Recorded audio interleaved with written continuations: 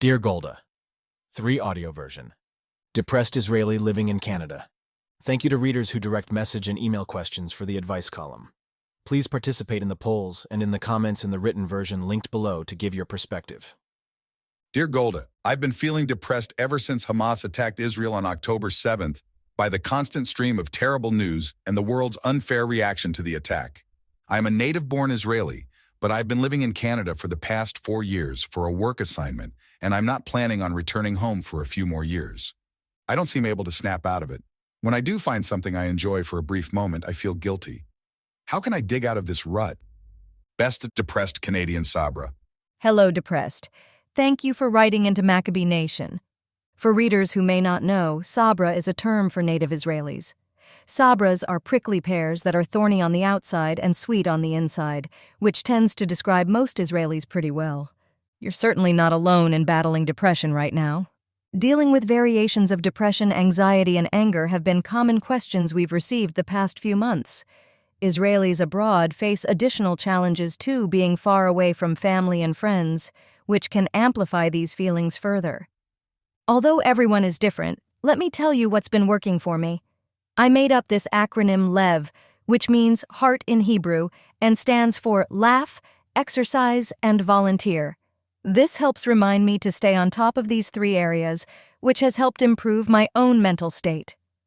Laugh. Try to find something that will make you smile and giggle a few times a week. Even though many of the editorials I write are about dark topics, I try to insert some humor and to find the bright side when I can. Laughing has been proven to relieve stress by increasing oxygen to the body and improving heart health. It can also help strengthen social bonds when you can find humor with a friend or significant other. Check out a recent comedy special with Alex Edelman. I watched it about a month ago with my wife when we were both feeling pretty glum that cheered us up a bit. Give it a shot or find something more your speed. Just find a way to break the tension. It sounds cliché, but our enemies really do win if we curl up into a ball and stop living our lives joyfully. Exercise. This one is self-explanatory and honestly has been very difficult for me to stay on top of myself with kids and work and other hobbies. That said, I've recently started going back to the gym, and although it's early, it's felt really good to get more active again. The key for me has been to get up very early and knock it out before work, but you need to find what works for you and your schedule. A lot of our mental state is tied to our physical health and what we eat. Find a like-minded friend if you need an accountability partner. Even just committing to going for a few extra walks a week can make a really big difference. Volunteer. Find your people. You've probably figured out by now that mainly other Jews really understand how you're feeling right now, so seek out Jews and Israelis where you can find them. Even if you're not religious, get active in something at your local Jewish community center. By getting more involved in your town's Jewish life, you'll increase the opportunities you have to connect with people who understand what you're going through. It's important to talk about what you're feeling with people who won't judge you.